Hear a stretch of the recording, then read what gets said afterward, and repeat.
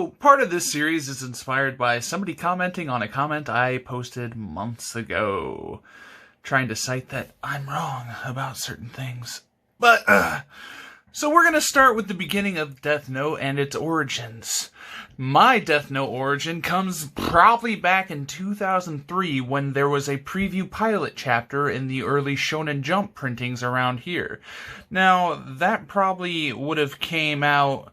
I was in 8th grade, I think, and this was before there were tons of manga scans online or the anime was out. So I was one of the few American fans that knew what Death Note was. But what we're talking about is even sooner than that. So, way back when they're trying to, make their manga, it was down to Tsugumi, who was writing the story all by himself. He had to make a pilot chapter, and he did, and it won serialization. The thing is he had to submit two. One is the final product we got, and one is the pilot in which is in Death Note 13. Now, the one in Death Note 13 is a younger sort of perspective on it. Although he intended it to be a horror series to an extent, he basically said, what would kids do if they had the power of death, basically.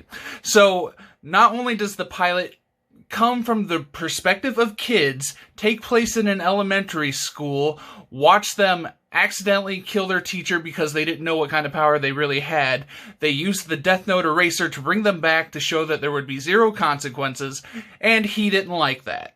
He didn't like that as a plot device whatsoever, and that made him scrap it completely. But it was fully drawn, fully completed, and that is what you see in Death Note 13.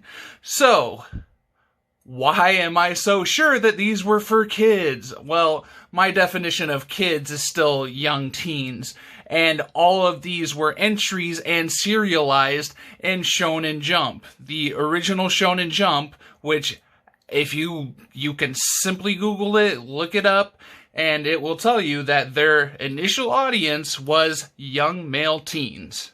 For the specific place that they were serialized, that they submitted to be serialized, and so on. So that's a little bit on that. And that's where I'm going to start with this, and that's where I'm going to end with this, because I do have a lot to say about the series in general. I have been collecting all of Obata's work since forever, because he's my favorite artist, but they're my favorite team. So, if you want to talk more, have specific questions, I'll be here.